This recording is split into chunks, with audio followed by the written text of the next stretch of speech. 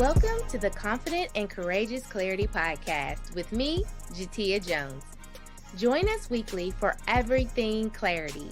The truth is, once you have clarity, you'll have the confidence and courage to succeed in life and business. If you're new to the podcast, you should know my goal is to help you gain the clarity needed to transform your visions, goals, or dreams into reality. For my OG listeners, you all know that the podcast was birthed from the evolution of Mocha Monday's Tip of the Week. So when we moved to the podcast, I couldn't just leave you without your mocha. Therefore, at the beginning of each episode, I give you your drop of mocha, and you are to implement it throughout the week to help inch you closer and closer to clarity. This week's drop of mocha is: if you don't sacrifice for what you want becomes the sacrifice. I want you guys to stand firm in what you want. Choose you. Your dreams are valid. They're worth chasing and going after. That big audacious goal that people tell you you shouldn't pursue, why not? Why not you? Remember, who gonna check you, boo? You can do what you want. And always remember, if you don't sacrifice for what you want becomes the sacrifice. Don't regret not chasing after your dream one day. So now let's jump into this week's episode. Brie Sodano is a nationally recognized personal finance expert and the founder of Sheep to Shark. She offers cash, confidence, and community for women who want wealth and can teach you to manage, save, and invest your money. Hello, how are you today? Amazing. Best day ever. I love it. I'm so excited to talk to you again this week to share your mindset and your thought processes with the world, but especially my multi-passionate entrepreneurs out here and my solopreneurs transitioning into real entrepreneurship with teams and things. And so would you just tell the people who you are and what you do? Sure. My name is Brie Sodano, and I'm a money coach. I own a business called Sheep to Shark. And what I basically do is I help get more money in the hands of good women. Like that's what I do. I used to sell stocks and bonds and mutual funds, and my clients were coming to see me and they were not having problems that would be solved with better mutual fund choices. They were coming to see me and they were like, Brie, I make a lot of money. I'm still in debt. Brie, I want to quit this job and start my business. Brie, my kids are about to go to college and I'm still paying on my own student loans. Like, basically, what am I doing wrong here with this money? And so I started working with my clients on cash flow and helping them figure out like what money needs to go where. And I was giving them these very sexy budgets, like very spreadsheet-tastic, like top of the line. And then they weren't doing them. And I was so butthurt about it. And so then I was like, all right, well, these are smart, successful, amazing people. Like, what's going on here? And so then what I realized is, like, for most people, a financial plan isn't really enough. And so then we started working on habits to go with their plan, and that worked better, but it wasn't like, it was good, but it wasn't like really hitting the mark. And so then we started working on mindset, habits, and a plan. And then we started to really see some good results. And then we added in a layer of like emotional intelligence to go with the mindset, to go with the habits, to go with the plan. And then we started knocking it out of the park. You add in a little like community with that. And now all of a sudden, these clients are set up for long-term wealth building success. And so once I started having like a level of impact, and really, I love doing the nerdy cash flow work and getting into people's mindsets and figuring out like, oh, this one time when your mom told you couldn't have a lollipop, you made it mean that you're never going to have what you want for the whole rest of your life. Let's just change that idea. And so then I started Sheep to Shark. Actually, just this week is my fifth birthday for Sheep to Shark. And and so that's what I do. And so my work is kind of split into two. So some of the work that I do, I have like a membership where anybody can join, W-2 workers, starting a business, a small business, and people kind of come in and learn those basics of wealth building. And then I have a high-end, high-ticket, high-touch mastermind for women already doing six figures who are working more towards seven figures. Was that all the things? I love it. Yes. And happy birthday. This is so exciting. So when we first talked, the thing that really stood out to me is one, your heart for your people, and then two, your journey to get to Ship to Shark, right? So you really understand the drive and the motivation behind business and money and a real why. And so the emotional intelligence piece was amazing because so many people, especially those that are at the 9 to 5, trying to leave the 9 to 5, already doing the 5 to 9, they think it's all the tips and the tools and we tell them all the time, it starts with your mindset, right? And they always don't embrace it as much as they should. But the emotional intelligence piece and connecting the dots, for those who follow the podcast for a while, you know about the ABCs to clarity, and C is connecting the dots from your past, present to where you want to go, as well as connecting with people. And so I was thinking, oh my goodness, we have to have her on because she knows all the buzzwords. And she's like my best friend in my head and she doesn't even know it. And so let's dive in a little bit more into, no. Let me rewind because I'm excited if you can't tell. I want them to know all the things.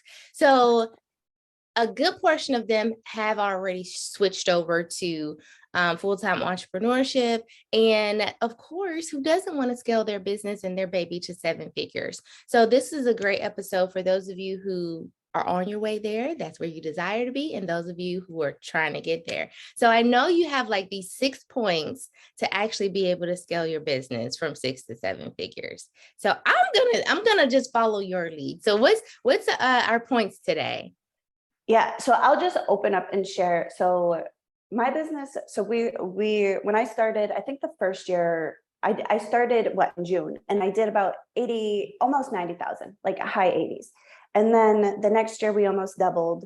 And then the next year again, we almost doubled from that. And then last year we went from about 300 to just over 500.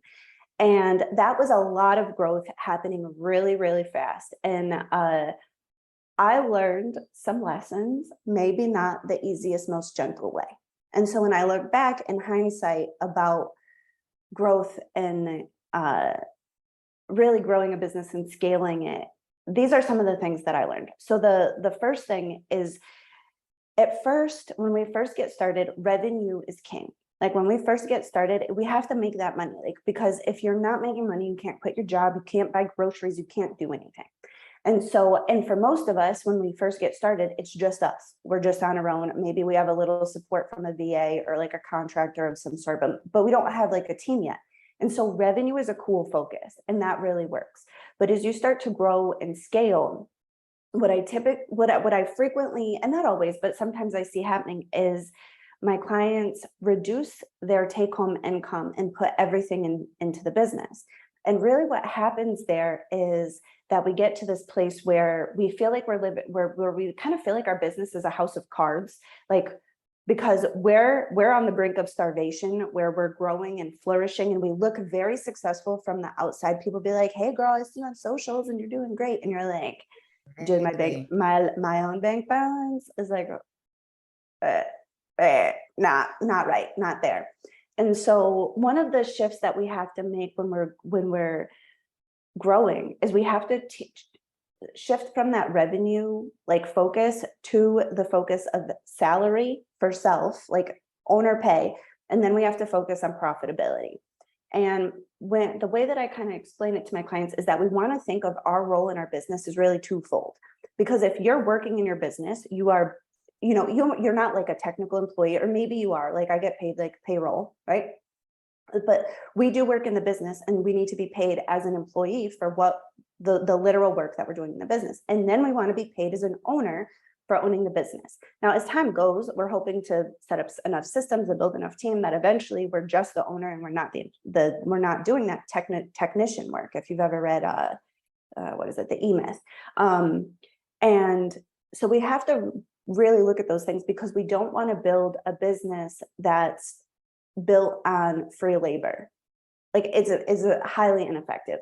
So that's one of the first shifts that you really want to do. And it sounds obvious, but so many entrepreneurs chase revenue And because we see the 2 Comma Club awards and we watch people make a ton of money, and like, we get a little like, maybe we compare ourselves a little bit, like, and that revenue piece. Like, what's funny is I've been to a few funnel hacking lives, and I don't know if you told me that, Samir. So, click funnels and all the things. And it's so funny because sometimes you see people getting these 2 Comma Club awards, but you know them personally, and you know that they spent $992,000, $992,000 to make that $1 million. And you're like, Right. what are we really celebrating here? Yeah. Because by the time you build out the ads and you spend all the money on the ad spend, it's very easy to get wrapped up chasing that top line revenue. So that's that as you grow and scale, you have to shift your financial focus from revenue to being able to pay yourself consistently, appropriately, and then making sure that your business is profitable. And you can, it doesn't, the order that you do that in, some people don't take a salary, they only take owner distributions, but it's the point that you're being paid adequately for the work that you're literally doing and you're taking a profit as a business owner. You should be able, you want to be focused on those two things, no matter like the semantics of salary or draw or whatever. It doesn't exactly matter as long as they're on point with that. Let's dive into that really quickly because you're so right. And I try to tell people all the time that no one buys your desperation. And when you're focused on revenue, you normally end up going into desperation mode at some point in time, right? Because like you said, it's like my personal bank account does not look like I'd want it to look. Or if you quit the 9 to 5, it doesn't look how it used to look, right? You're used to that paycheck coming in twice a month, whether you went to work or not, right? And so I attempt to really force the focus on the why, your effect versus the effect, right? And it keeps you on track with actually selling the thing that they want, right? Selling the result that they're buying, because they really don't buy products and services, they buy results of those products and services. And so most individuals don't go into it thinking about taking a owner's draw, because they're like, I'm gonna do the work until I can make the profit and then I'll just pay myself. And so I'm so happy that you brought up both of those things, because if something happens to you, then what, right? The business can't function around just solely you. So my solopreneurs going into entrepreneurship with the team, they really need to understand that and have that as a North Star or as a focus, so that they're not just working for free the entire time the business is functioning and calling it a business, because they are expensive. So like you said, if you're putting in almost $1 million and then you hit that $1 million in revenue, what are we really celebrating? Because you made like $2, if that. Yeah. And when we want to replace ourselves, if we were working for free, that becomes very, very difficult. So as we want to replace our tasks, we're not going to get anybody else to do it for free. So if you underpay yourself, your business won't be literally financially strong enough to replace yourself. And you'll always be chasing. It just puts you in a space of always chasing. And so what that does is it changes the time frame a little bit. Like and patience, I think, might be probably the best word. It's like sometimes we get a little urgency around our time and like how fast this is supposed to happen. I will tell you, I thought for sure I was going to make $1 million my first year in business, which, like, when I look back on it, I'm like, oh girl, like that doesn't even make sense. And that set me up for a time, like mentally, this place of always feeling like I was behind, always feeling like I was rushing, always feeling like somehow like there was something wrong here because I wasn't there yet. And none of that is true. But it doesn't matter, because that's the place I was making decisions from. And that really caused me personally to chase a lot of revenue as opposed to like profitability, which is, and I'm going to share this with you because I think it's so funny. Because, like, listen, when I work with my clients, I see very, very clearly all of the things going on for them because I'm not them. I get that objective point of view. I get to look at their money and it's just math to me. It's just math. I get to look at their systems and I'm like, oh, you're leaking here. I can see this. because to me, it's not my baby. It's not my money. It's just math. It's just math and a business structure.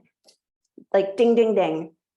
And I would say, like, if you asked me a question, I would look at your math and I would look at your business and I would tell you with absolute certainty, here's the problem. And here are 3 different potential ways we could solve it. Like, here's what we could do here. And none of us have that level of objectivity when it comes to our own junk, which honestly is annoying if you ask me, but it's like super annoying. Cause like when I look at somebody else's stuff, I'm like, oh, crystal clear, perfect.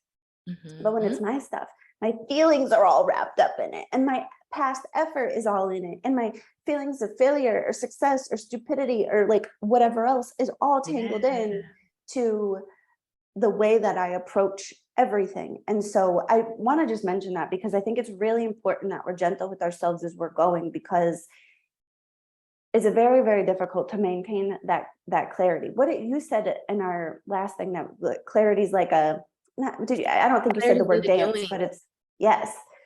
And so it's like you're going to be clear and then you're going to be confused. You're going to be clear and then you're going to be confused.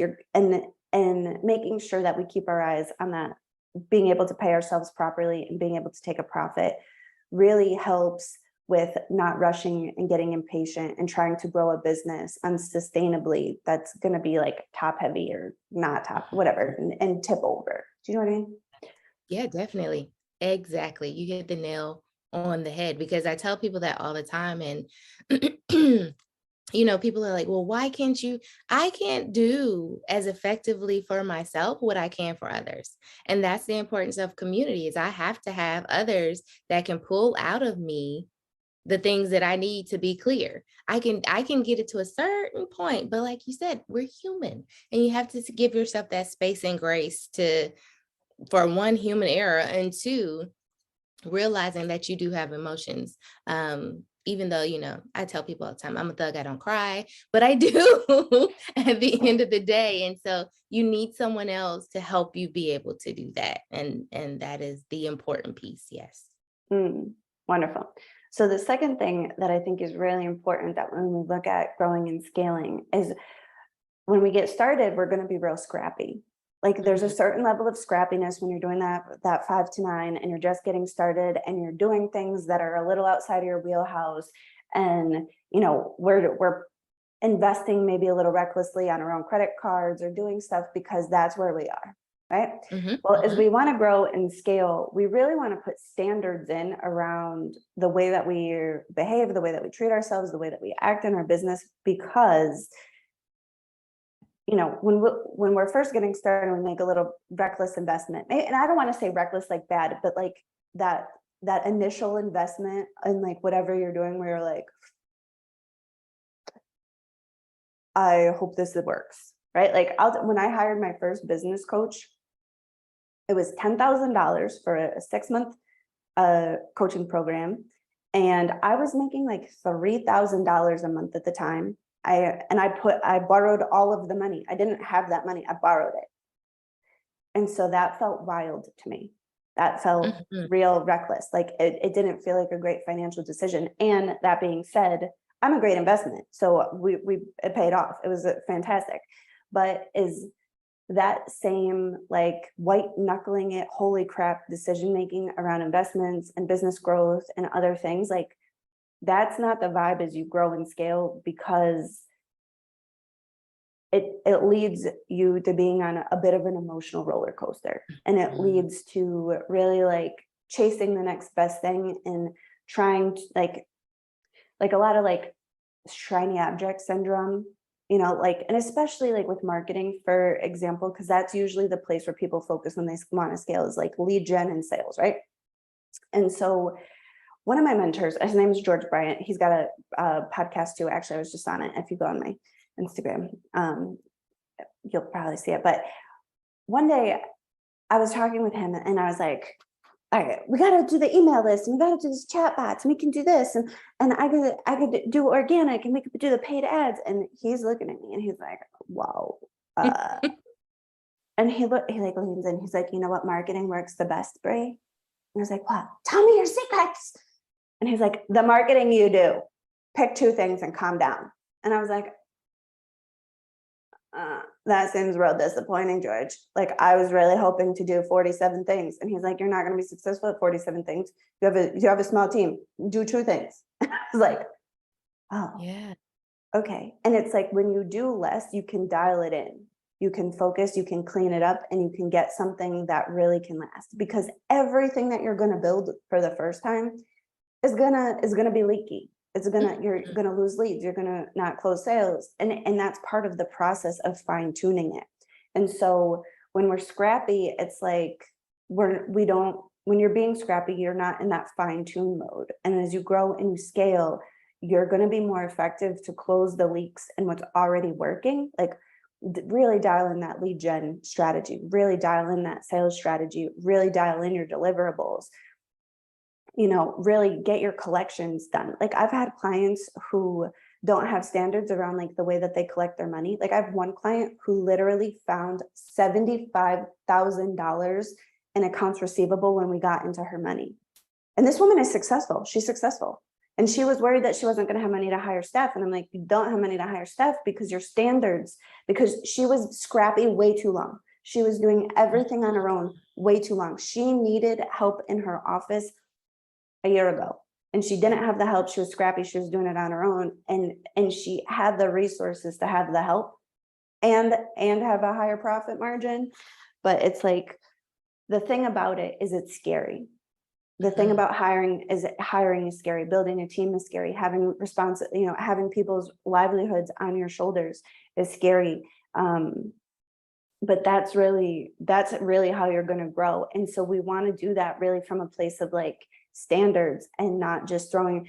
And listen, you're going to throw a little spaghetti at the wall. Like, you're going to see what sticks. You have to try stuff to see whether it works for you. You have to do it to see whether or not you like it, which, again, very annoying if you ask me. Like, very annoying, because you're like, you're like, oh, we're going to do it this way. And then you're like, actually, I don't like this. Actually, we're never going to sell this way again. I'm not into that.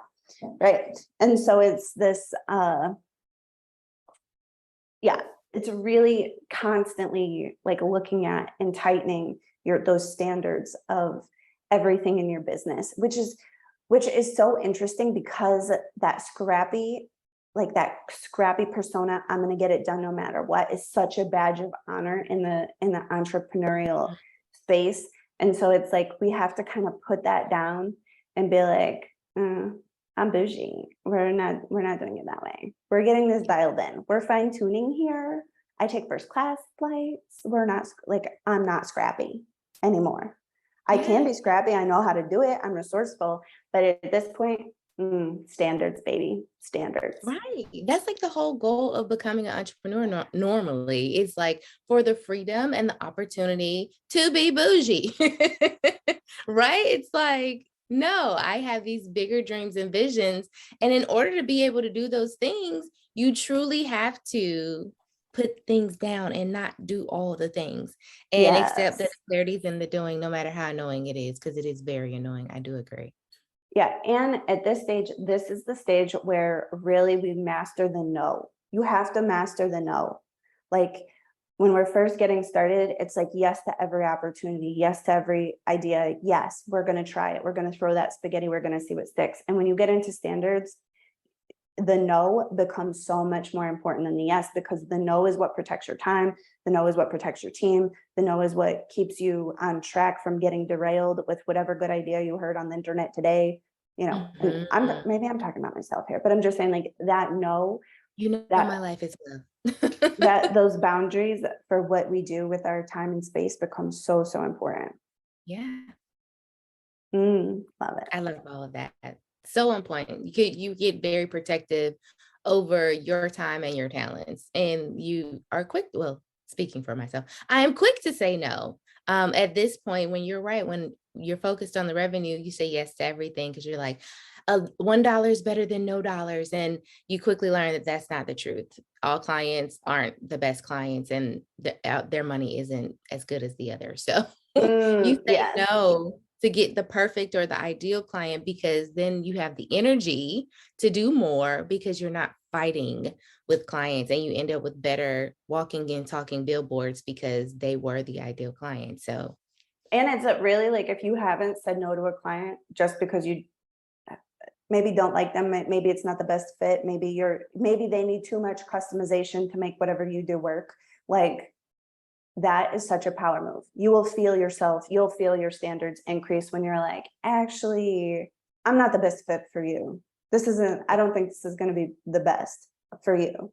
You know, like, let me recommend, I actually think you need an accountant or a divorce lawyer. Like, sometimes people come see me and they're like, I hate my husband because and I'm like, so actually, this isn't a money problem. Yeah. So actually, this isn't, which is funny. Sometimes I work with couples, and it's like sometimes it's a money problem that causes a marriage problem, and sometimes it's a marriage problem that causes a money problem. And I will only solve one of those problems. Like, if it's a marriage issue, you need come see me once your marriage is in good shape, because then I can work with your money. Are you with me? And so it really becomes like that is very, my light bulb just went off, because I tell people a lot of times, once you gain clarity, I see that, well, the immediate thing is you go through the shedding process, right? Whether it's family, friends, and normally relationships. So you either realize you married the right person, or you realize you married the wrong person. And yeah, it's a lot of letting go of people, places, persons, or things, right? And so when you said that, I was like, that totally makes all the sense in the world. That is either a marriage problem or a money problem that caused a marriage problem. So yeah. Yeah. And so it's just fascinating. It's like when you start to be like, oh, no, thanks. If it's like, it's not that it feels good to, not work with somebody, but it feels good to stay in your own power. It feels good to not let money or the potential for money have authority over you. That's really where that standard, you're like, yeah, that feels good. Making decisions for me. So the third shift that you really need to make as you grow and scale is, when we first start, we put our business first. And as we grow and scale, you really have to put yourself first. And I mean that in terms of like self-care. I mean it in terms of the highest production value of your time, and the way that you treat yourself, and the way that your relationship with the business. Like, one of the shifts that's really kind of difficult to make is that we go from being scrappy and doing all the things to, once we have a team, we have to like become like this eminent all mother of that attracts the land of milk and honey that everybody lives off of.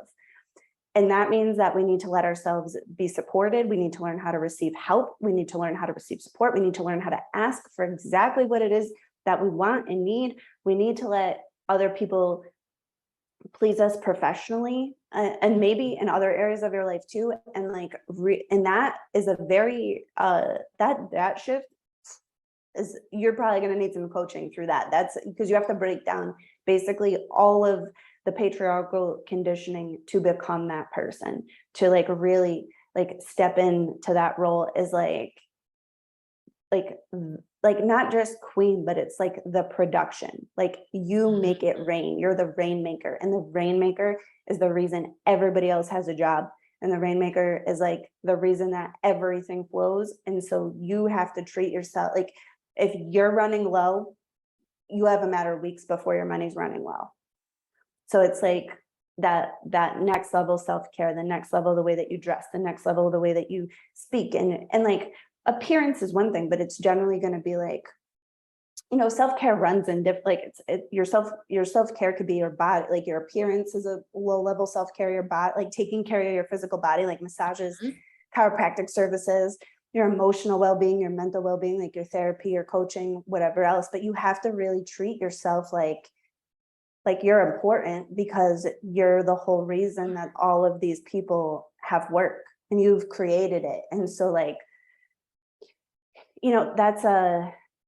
so really learning to put yourself first and making sure that you're well taken care of, so that when you're nourished, mind, body, soul, like nourished, then you can be that, and you can grow and expand. But when you're dry and dusty and running on low, your money's going to be dusty 20 minutes later, lady.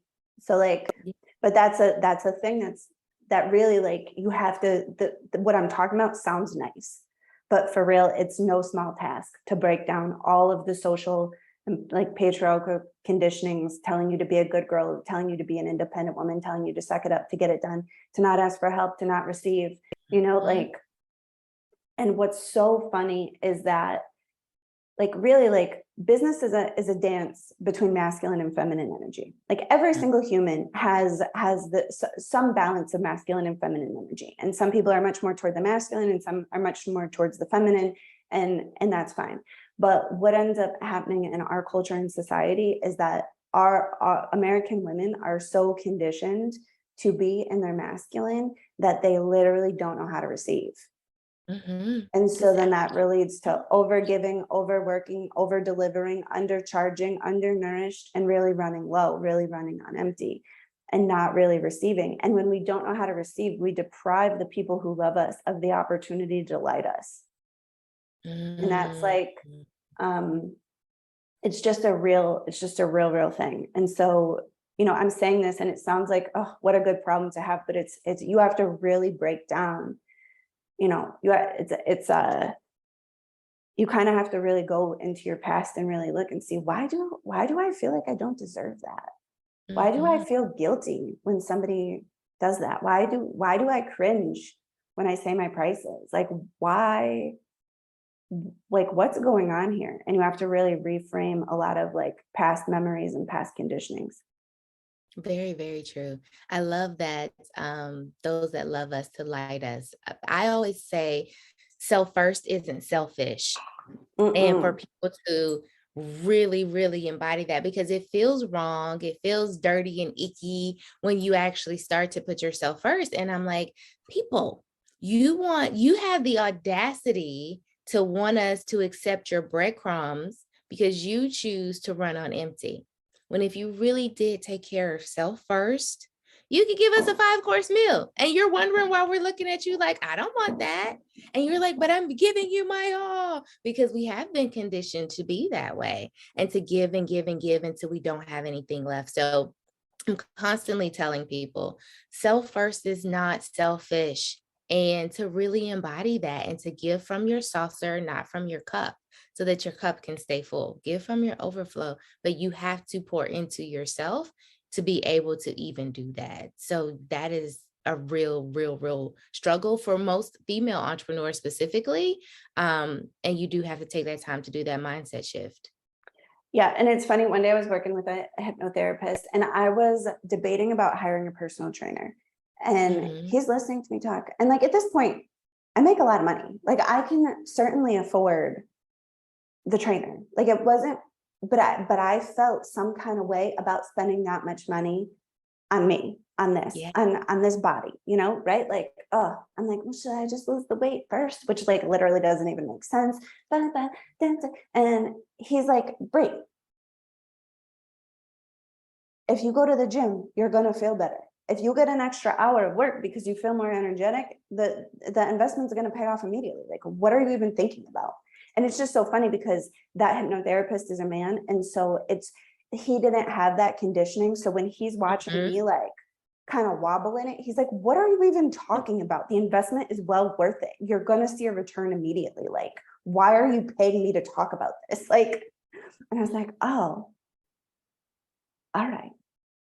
And then you go and then you feel better and then you look better and then you feel more confident because you feel better and you look better and you're, and like, and then that just becomes the standard. But at first it's hard. It is very hard. So very true. And a lot of us don't even realize that it is a self-worth issue, right? We feel like it is a logical, analytical numbers issue, and it's so not. It really boils down to self-worth. Yeah. And your entire relationship with money basically reflects your relationship to your own sense of worthiness. Like that's like so much of my work is really reflecting back to people how amazing they are. Like, honestly, one of the things that breaks my heart in my work every single day is that I have these amazing clients, like women doing big work in the world. Like I have one of my clients literally got an endowment she runs a nonprofit organization. She's in Indianapolis. She literally changed her mindset enough that she's given her entire nonprofit team a raise. Like, she's on the leading edge of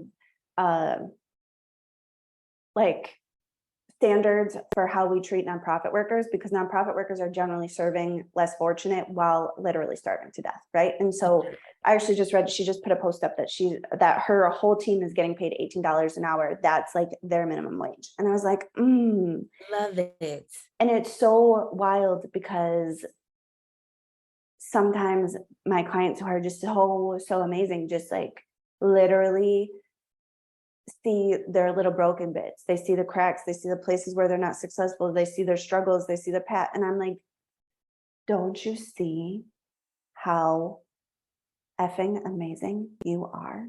Don't you see? But they don't. And so like, that's like really like so much of my work is just reflecting to them like, oh, hey lady, you're amazing. You're brilliant. Yeah. You're doing good work. You're making ripples. Like you're a gift, like, you know, like, and we're just so conditioned with like shame and guilt around things like, you know, clients like not wanting to show up because they're not the right size or shape. They're like, what? And it's wild. I mean, I've totally also me, just saying. Listen. Yeah, like, this is so true. And it is sad because I mean, it's kind of like we were saying earlier, we can do for others what we sometimes can't do for ourselves. The same thing applies there. You know, it's like you see the greatness in all of these other women and people then look and tell you and you're like, yeah, but, and we deflect. And it takes time to actually be able to sit in and receive a compliment, sit in and then be like, you know what, maybe they're right. And the mentality or thoughts that I have about myself or I've been told from childhood are wrong. If everybody else is saying that these things are me, maybe, just maybe they're right. Yeah. So one of the next things it's really important to kind of shift, and this one's quick, is going from I to team. Like when we first get started, we have to put so much confidence into ourselves. We have to be able to pull it off. I can do it. I can pull it off. I can count on myself. I can be in the uncertainty of growing this thing because I know that I can count on me. And as you grow, that becomes an incredibly heavy mindset. And so it's not that we want to give our confidence up in ourselves, but we really need to empower our team and have confidence in them the way that we have confidence in ourselves, and not second guess them and not degrade them and not, you know, undo their work and redo it ourselves. You know, I feel like the dishwasher is like the most common example of that. It's like, hey babe, could you load the dishwasher? And then you go look at it and you're like, oh, I'm going to redo this dishwasher. And then, you know, your love is like, why do I even bother with the dishwasher? Right. Also at my house, my husband is more likely to reload the dishwasher, which for years made me not like, I'm like, I'll just not do the dishwasher because I'm going to do it. And then you're going to not like it. You're going to move all the dishes. So why don't I just save myself the trouble and let you put it in the way that you wanted, you know? Yeah. But that dynamic is not a dynamic that we want in our team. And truly, like, you don't really want that dynamic in your marriage either.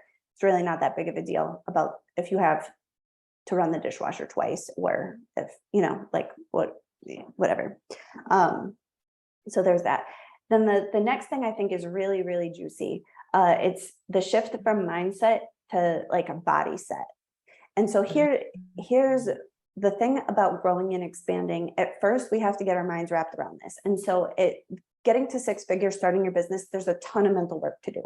But mental work will only get you so far because your body has to go along for the ride.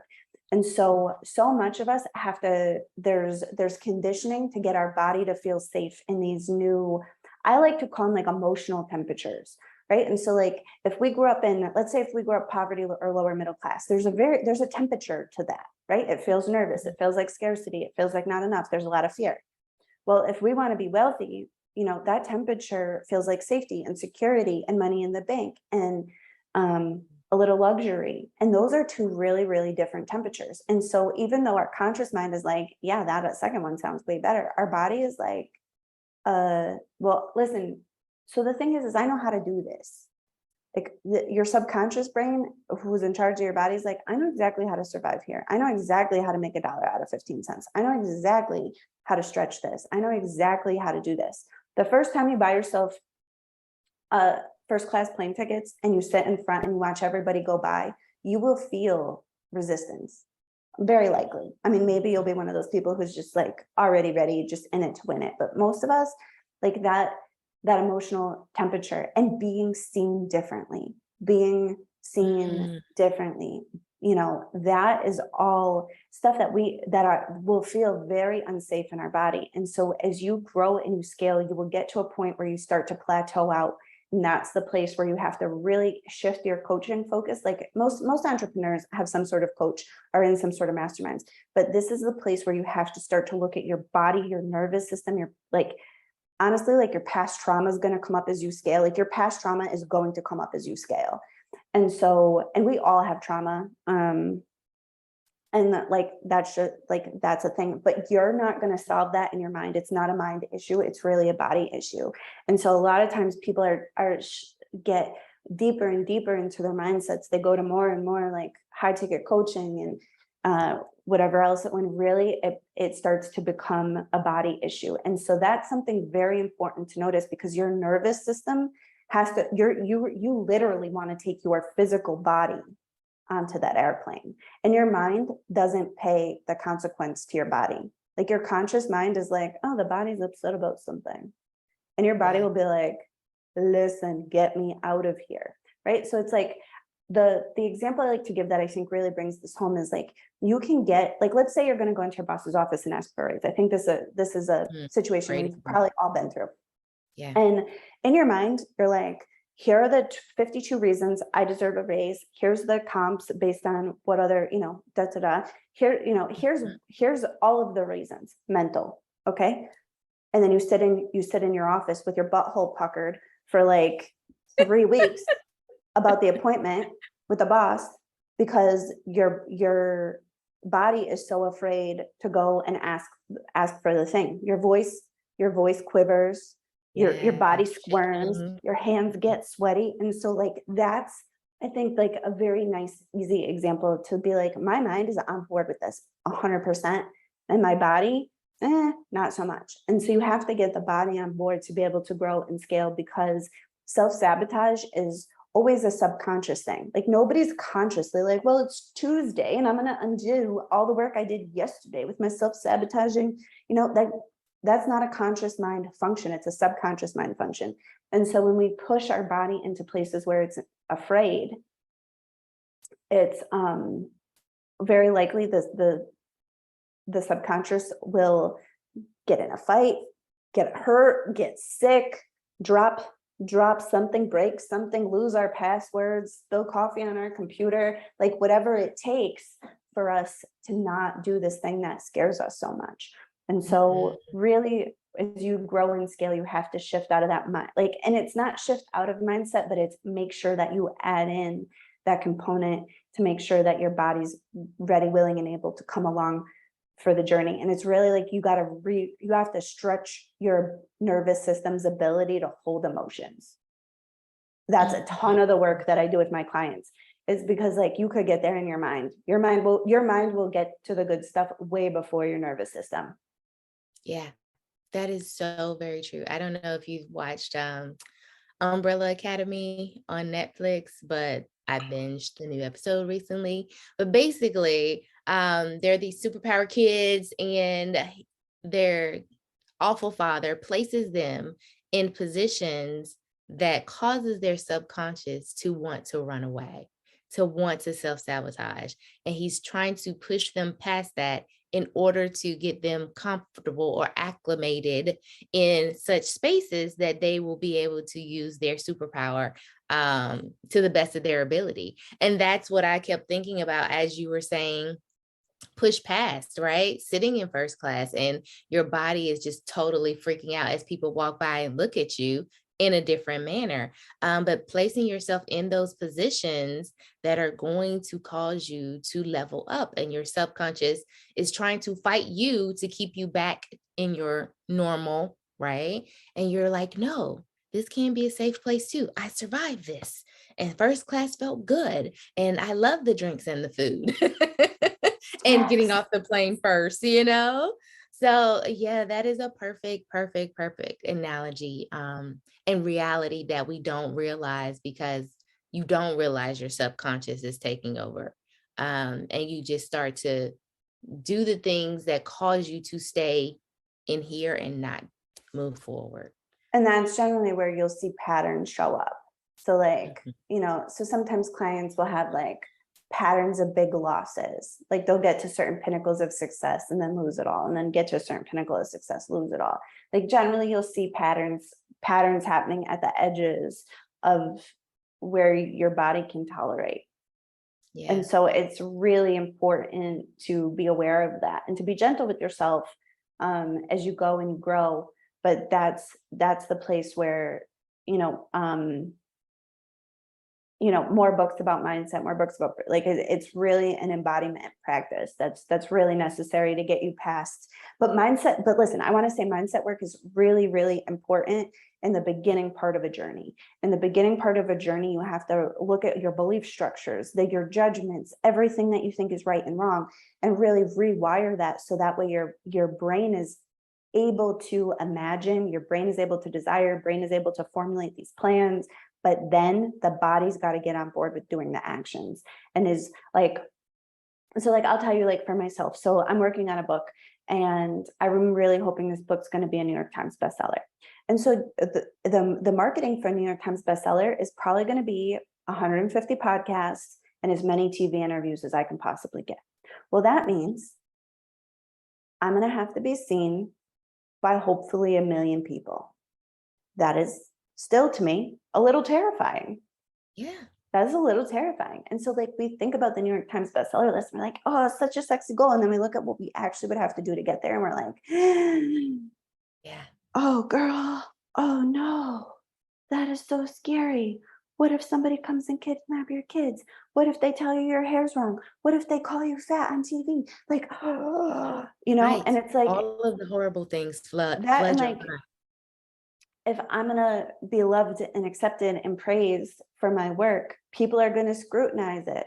People are going to scrutinize me. I'm going to be looked at. I'm going to be exposed, called out. Some people are going to hate my ideas. They're going to think they're stupid. They're going to think I'm full of nonsense.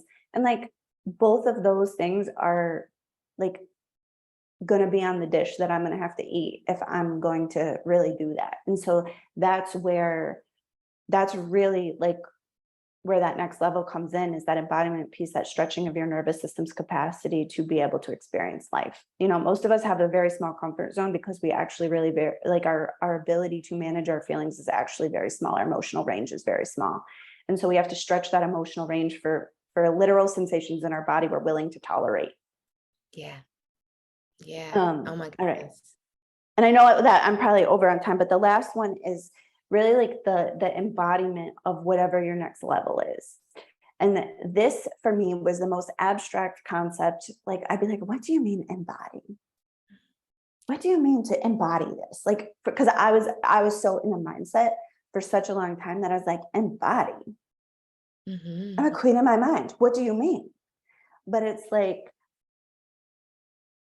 putting on the different personas and having them in your body. But it's so when we're growing and expanding and we're figuring out who we need to be our next level self, embodiment of next level leadership, or whatever, coaching, or whatever the thing we do is next level, I don't know, baker, whatever the thing you do is that's it fits right in to being able to do the body work. So like the last point we talked about, it's, there's a shift that happens again out of acting from just your mind and not Mm-hmm. being the thing, not like, Mm-hmm. and then really being the thing. Because when we're Yeah. incongruent, it makes it very difficult to sell. So like, so if this is, listen, and I want to say this because I think it's important.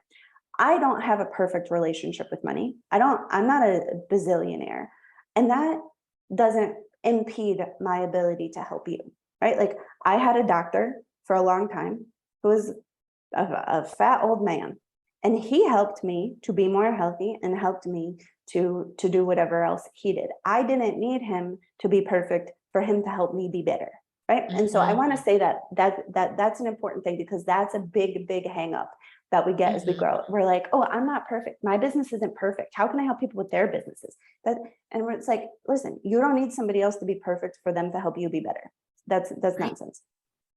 But as we want to grow and expand, we have to embody that thing that looks to be to not just looks to be successful, but we have to embody that next level of success. So it's like, recently I threw away all of my like college hoodies, my t-shirts from 2007, and I bought myself, a lot of new clothes. Why? Because here I am showing up as this abundance coach, helping people scale to 7 figures. And in my mind, and not that you can't do it in a t-shirt, and I do wear t-shirts and I'm not always super put together. But in my mind, I want to show up looking like somebody who's abundant and successful as I am. Like I want to be as successful as I am. I want to appear as successful as I am. I want to speak as successful as I am. And so that's really like that embodiment piece. And the way that I kind of play with this is like, it's almost like acting. Like that's how I started doing it, is like, let me like really close my eyes and feel into that like queen energy, because your queen energy, she holds the standard. So that kind of takes us back to point 2. So like, you'll see that if you're like, let me be the queen for a minute. What does the queen think about your lead gen strategy? And she's like, nope. This could be better. This could be better. This could be better. And when you're in your queen, you're going to very clearly see that, because the queen holds the standards for your life, right? That royalty, that sovereign holds the standards. And so like, okay, cool. And then like, sometimes I have this inner badass, and like, I take her out when I got a ton of shit to do. Like when I really have a lot of work to do. Her name's Scarlett. Actually, I feel like I'm dressed like Scarlett today. She wears lipstick and high heels, and she's the snappy one who gets it done. And then sometimes I have this really open, like beautiful, soft, feminine energy, and she's very attractive. Scarlett gets a lot of work done. She's not very attractive. She's a little scary, to be honest. Like she really is. Like you don't want to tell her no, you don't want to get in her way. She's on a mission. But like when I'm in that soft, feminine, attractive mode, like that's when I do my videos. That's when I write my emails, when I'm like, what secret sauce are we going to share with the world today? Scarlett is not concerned about the secret sauce. She is, bottom line, let's get it done. Yeah, she's getting the work done. And so knowing and embodying these different parts of you, and you kind of have to play with it. Like you don't want to get too serious about this. Don't get nuts about it, but you want to play with these different personas for yourself. So that way you have the ability to know what embodiment is, because embodiment is not a mental game. It's like if I was to explain to you an orgasm, if I was to be like, well, it's a sexual function where the genitalia does this and this, and you're like, okay, cool. Amazing. Yeah, but then you embody that, and it's like the mental definition is like, the experience is like, oh, that's nice, right? But so learning to practice that is really something that you have to learn how to embody in your body. It's not a mental practice. And I don't know if other people maybe struggled with this, but for such a long time, I was trying to grasp this in my mind. I was like, what is embodiment? And I was trying, and it was like, I was using the wrong language to try to understand this. Like I was in my mind, and it was like, when you're in your masculine and you're just in your brain, and you don't have any of your energy in your body, and everything's like all up top, and you're like, but why isn't it working? And you're like, it's not working. Yeah. You're missing the point, lady. Yeah. And so that was like a trick that I had, was like, let me just be the queen for a minute and kind of feel into, and just like pretending to be a queen, like literally like playing house, like we did when we were kids. Like kids embody when they play house. Like you would act different if you were the mom or the baby. And that's the embodiment. And so like, that was like a whole big thing that I had to really learn, like that. It's not like fake it till you make it, but it's kind of like being the thing that you want to be. Yeah. I call it exploration, right? So like as kids, we're exploring, we're playing house, and we're, doing all the things. That's your exploration phase. And you, without judgment, allow yourself to freely do what your mind takes you on a journey to do, right? So you can play house, and it lends you to a lot of realizations that empower you to be who you're going to be as an adult. And a lot of times those are interrupted, you're now 5 years old. You should be doing da da da da. Stop playing with, and then when you circle back to that as an adult, you embody the judgment and not allow yourself to go on that journey again. And I always think of like Beyonce, Sasha Fierce, when she goes on stage, right? She has to become, and then she's also Queen Bee, but then she's also Beyonce. And now she also has Beyonce. So she has Who's these that? different. I don't know that one. Beyonce is my favorite. Beyonce is like,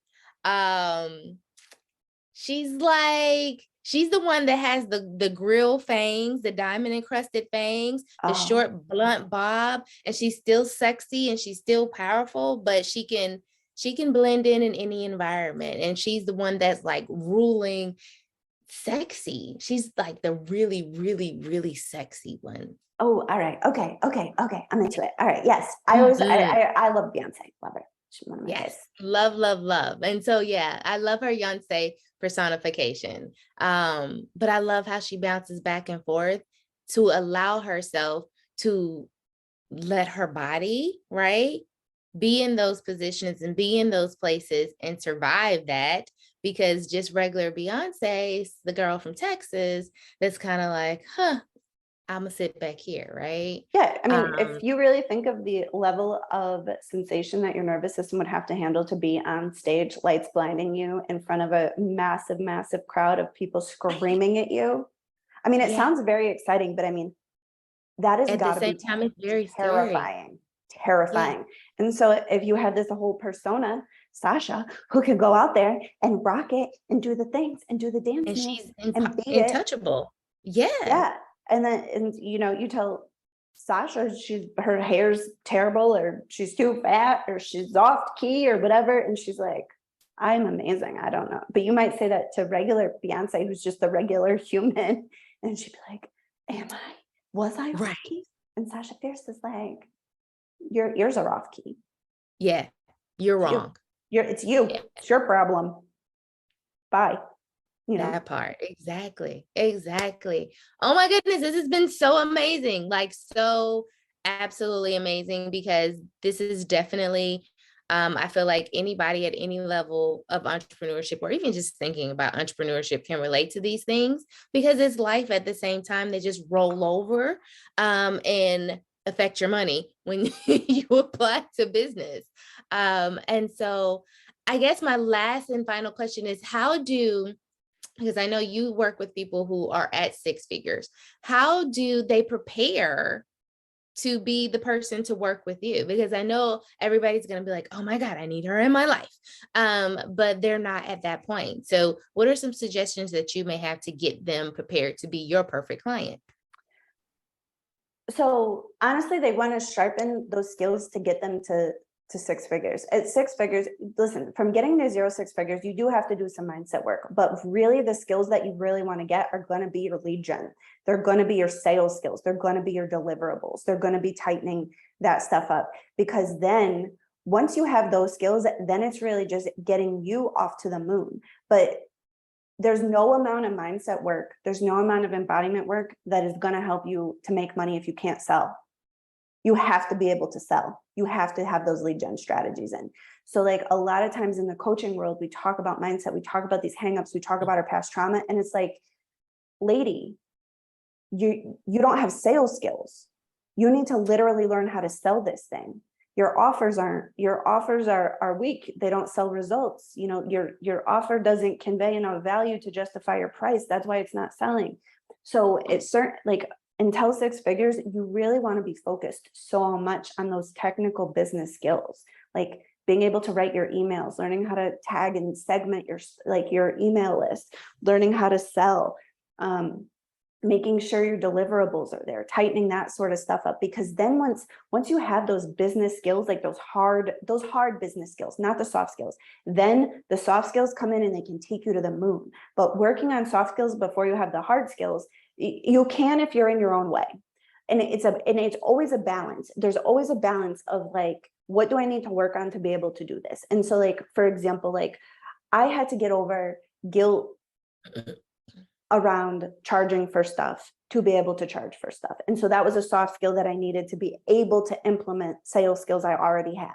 My sales skills weren't coming. My sales skills were being like deadened in the like blasted by the fact that I was delivering my sales full of guilt. Yeah. And so like it's a dance. But a lot of times people want to really like think that they're going to journal their way to $1 million. Mm-hmm. And super unfortunate, again, very annoying if you ask me, but that's not the case. Like, and so it's those like business skills will get you to six figures. And really, like, you don't need to be enlightened to get to six figures. Like, you don't need to be doing the deepest of work. You just need to be taking the actions. You want to really scale. There's a certain level of personal, spiritual, emotional growth that needs to happen. And that's where people can come see me. But it's like, before then, it's really about like the hard skills, and then the soft skills to make sure that you have the ability to pull off it's like a dance. I'm this is a podcast, so, but it's like I have my hands up and I'm just making dancing nonverbals here. So that's really the thing. And I mean, I honestly love to work with clients who come to the table with some self-awareness, because when you're already looking at yourself, that mirror that I could provide is super, super helpful. But if you're not willing to look at yourself, then having a mirror is honestly, like, it's not helpful.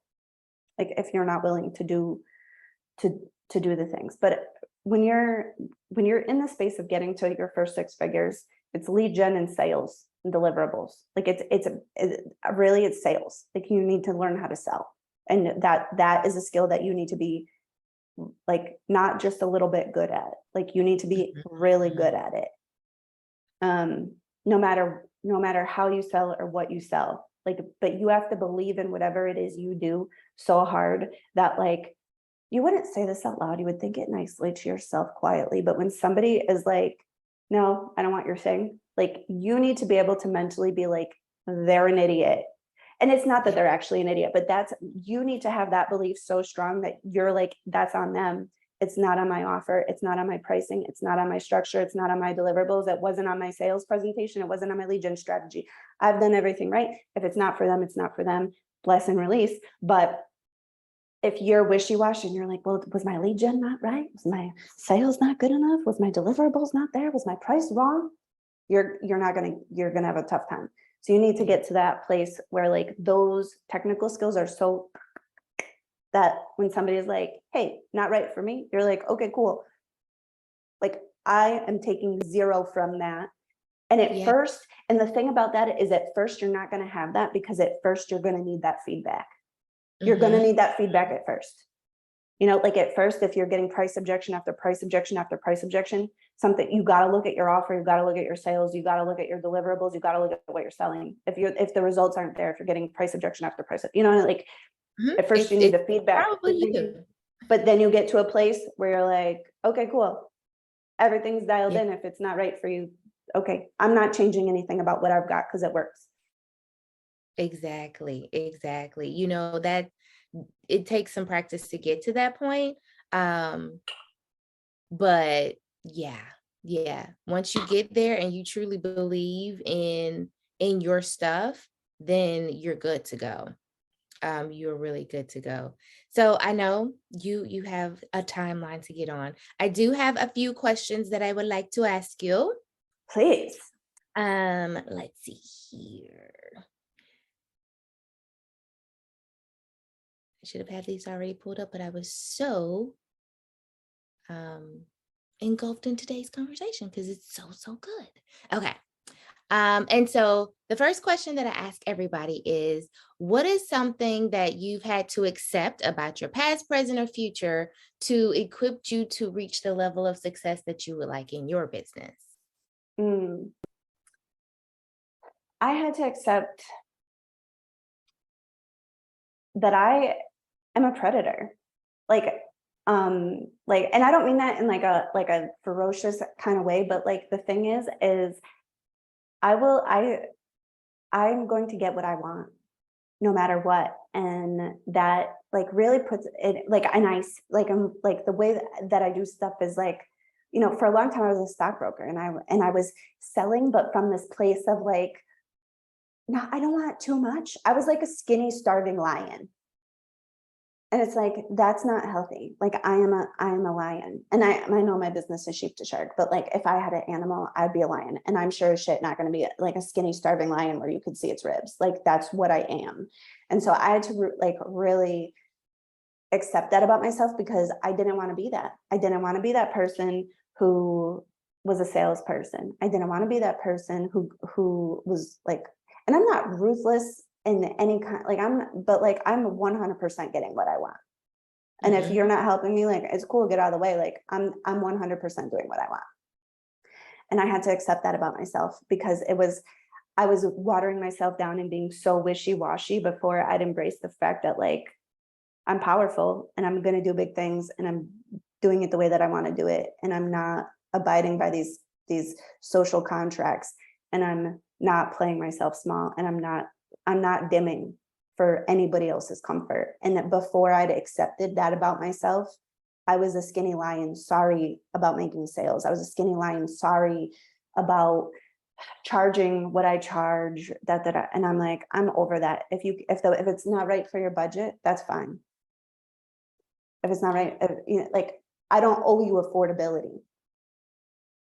Like, and I'm so at this point, I'm super comfortable to say that at this point where like, when I first started, I'd be like, oh, I'm so sorry that I have to eat food and feed my children and pay my mortgage. I wish I could do it I wish I could just do this for free, but like, I don't, I don't wish that. I like what I like. I like having these things. I like making a lot of money. I like paying my team well. I like travel. I like luxury, and I'm not sorry about it. Yeah, all of those words. Yes, yes, yes, and yes. And yeah. All that. Okay, because I was about to go on a tangent. I was like, nope, focus, Jatia. So, okay, next question. As cliche as it sounds, what's one thing you have to believe to achieve?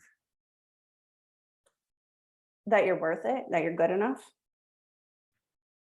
I mean, it's as simple as that. It's that you're worth it. It's that you're good enough, that you have something to give.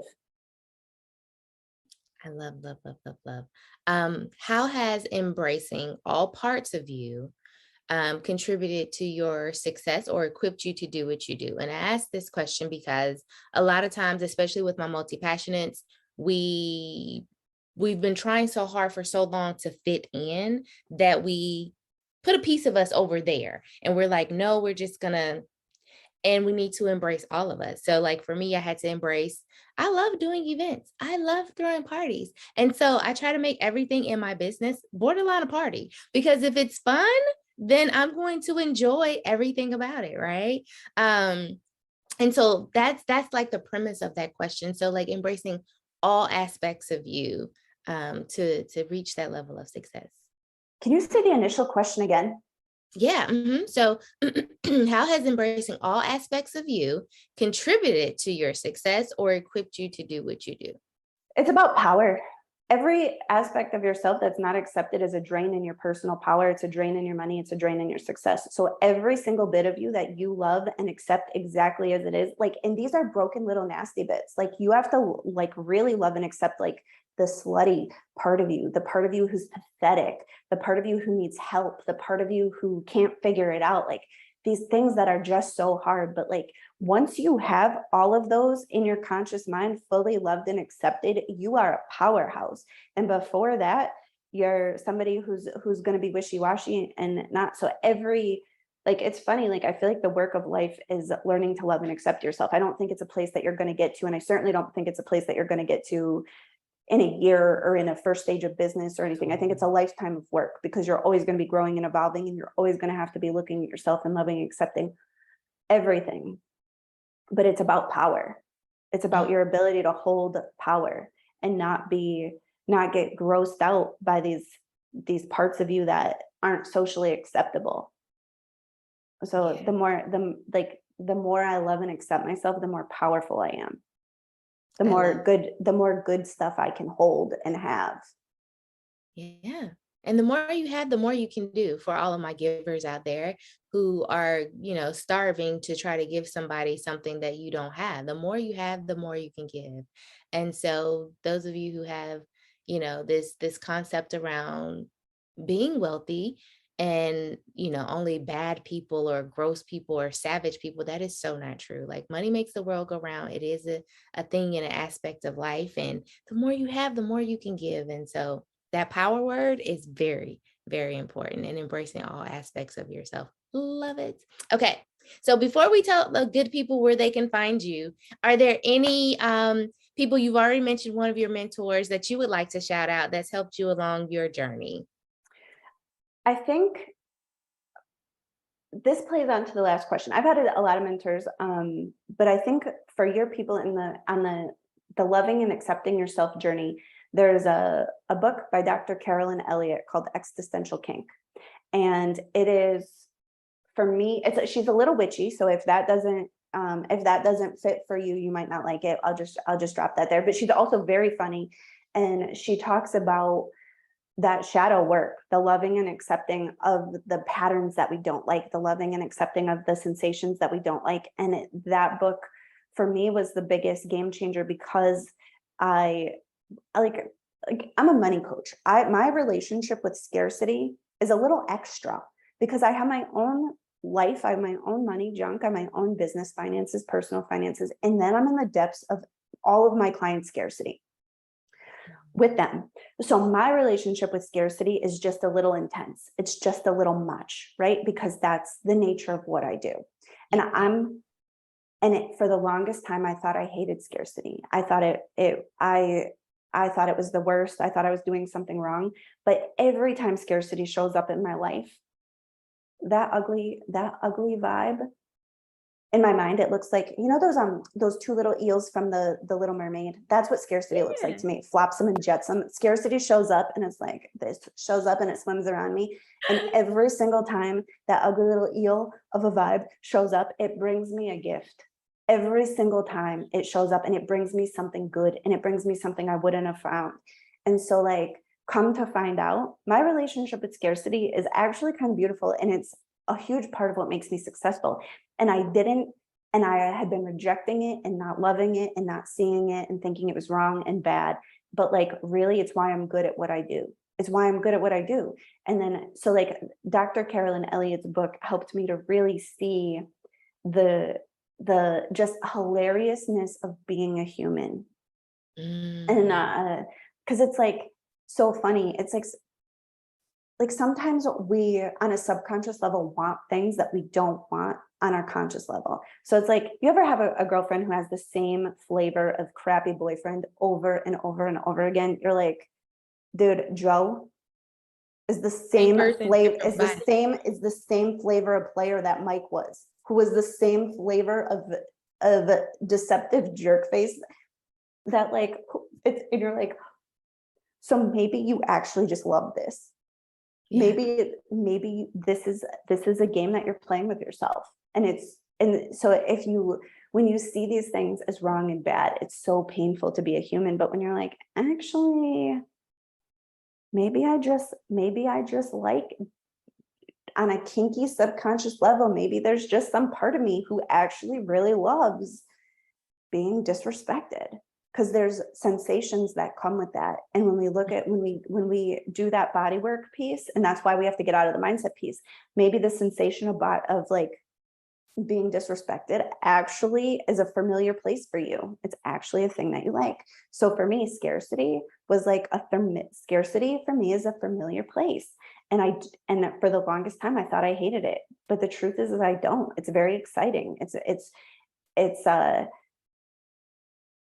And my ability to tolerate it is what makes me good at my job. And so like, seeing that was one of the big things around that. And so like, that work helped me to see that like, I'm a predator. I read the Wolf of Wall Street's book, and because I was like, if I can't love this dude, there's no way I'm gonna be able to love my sales enough. Like, if I can't love this ruthless, kind of skeezy, not kind of, like, super scumbag dude for his sales abilities. I mean, like, he misused his power. But then he turned it around and he did great work, right? Like he's doing sales coaching and helping people change the world and helping people make money. But at first he did it wrong, which is like part of his process. It's part of the journey. But if that's the thing about all of our gifts, it's like insight, for example, I'm super insightful. That's the gift I give to my clients. My insight is sharp. It is incredibly sharp and I'm surgical with it. And so when I'm kind, I'm a surgeon to your psyche and to your emotions. But 100%, I can be cruel with that gift. 100%, I can be unkind with it. And when you don't have that cruel part of you loved and embraced, she comes out when you don't want her. No. And so I had to like look and see like that insight, like is a tool that I have. It's a gift. And I had to love the part of me who's cruel. So that way I have some control over when I. Yeah. So that way I have some control. And so that way I wouldn't just like be at a party, see something that's the truth, drop it sharply and hurt somebody's feelings. Right? Like, because you don't want to, that's not who I want to be. That I want people to feel loved and appreciated in my presence. I don't want them to feel nervous or like I'm an unsafe person. But I had to love the part of me that was cruel to get there. And so Dr. Carolyn Elliott's book called Existential Kink really helped me do that. Really helped me see those things. So that was my mentor. Thank you. I'm definitely adding that one to the Audible. So yeah, I love that. Thank you for sharing. And so let the people know how they can find you, so they can keep up to date and whenever they're ready, actually come and join your tribe. Beautiful. I'm Sheep to Shark on Facebook, Instagram, and YouTube. And there's a ton of videos. There's a ton of content that's available for free on like YouTube, Facebook. And we have some stuff on Instagram too, but not as much content on Instagram. So you could find me any of those places and I would be happy to have you. Well, thank you. All of that will be in the show notes. And I thank you for your time and your talents. This has been so good. I mean, I really could talk to you longer, but I know you have things to do. So thank you again. Oh, it was my pleasure. Thank you for having me. I hope you enjoyed this episode and took notes. If not, go back and listen again after you grab some pen and paper. Brie provided a wealth of information. And if you're looking to find her and play with her, her favorite platform is Facebook.